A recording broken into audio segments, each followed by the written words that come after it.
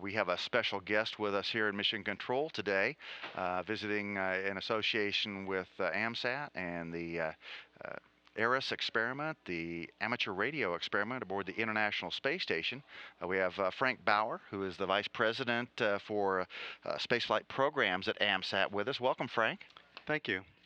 It's good to have you here. You are no stranger to NASA or Mission Control, but you're here for a special reason this week, and that is you've got a large group of folks here in Houston. Tell us a little bit about why you're here. Yeah, we have about 130 people here from AMSAT, the Radio Amateur Satellite Corporation, and we're here for a space symposium all weekend, starting actually on Friday. And what we are doing is discussing our amateur radio satellites and ARIS, and improving our operations. And one of the major satellites we're working on is a CubeSat called Fox. And so we've got a lot of different spacecraft that we've built over the years. Way over 70 satellites at this point, starting in 1961, very first satellite called Oscar 1.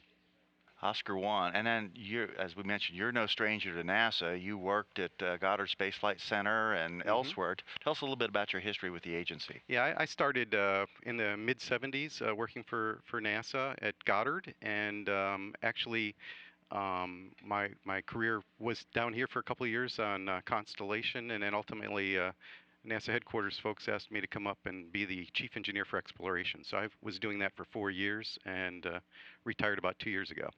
Okay. And in retirement, you're staying busy, obviously, working with this group. We've got about 130 people, I think, visiting Johnson Space Center here from your symposium. It's great to have them here in the viewing room. So tell us a little bit, this is all about the International Space Station today, so give us a little bit of history and tell us a little bit about ARIS and its value to both the folks on the space station and to folks here on the ground.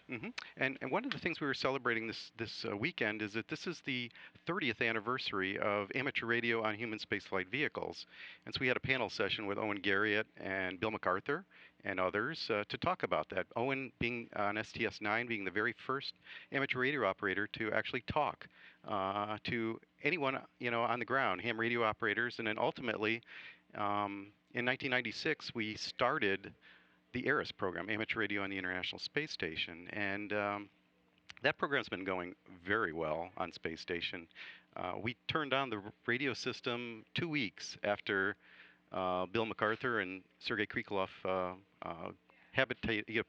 got into the modules on Space Station, and we've been operating since on all 37 expeditions at this point.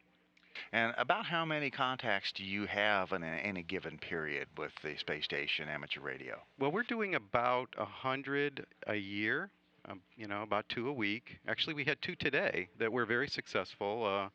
Cradle of Aviation Museum up in New York, and another school in New Jersey. And so we have about 2 a week. It depends on orbit dynamics and things like that. But so it keeps us pretty busy. The interesting thing about our program is it's all volunteer.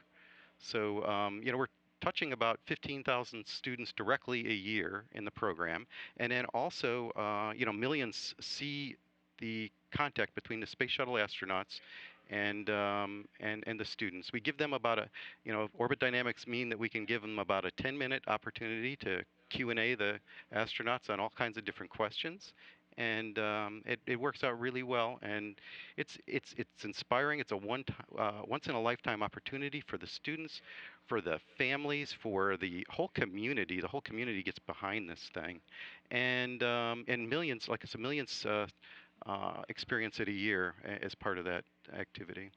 And I actually had the pleasure of being at one of those contacts in Northern California a couple of years ago, and it really is quite the setup because your volunteers come in, they set up the antennas outside the school, the teachers organize a couple 300 students to come in the auditorium. They have a large group and a program about the space station and discuss the orbital mechanics that are allowing it to come within radio range for the ARIS experiment. experiment, and then they do a countdown to the contact, and then they get a chance to actually speak live with the astronauts on the space station. I saw the grins on the faces of the kids that got to talk, and they asked some pretty interesting questions too. Yes, exactly. And so it's all about education. It's to get students interested in STEM careers: science, technology, engineering, math.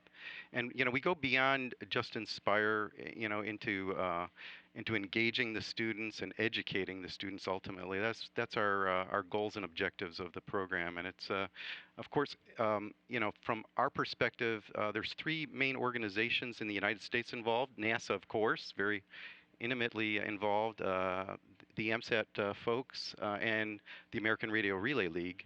And then I have a whole team around the world that are supporting this from the various space agency organizations. We have ham radio groups, in Europe and in Russia and Japan, Canada. They're all involved. When Chris Hadfield flew, there was a huge activity there. If you watched all of the school contacts that were being done up and down, the whole Canadian province, if you will.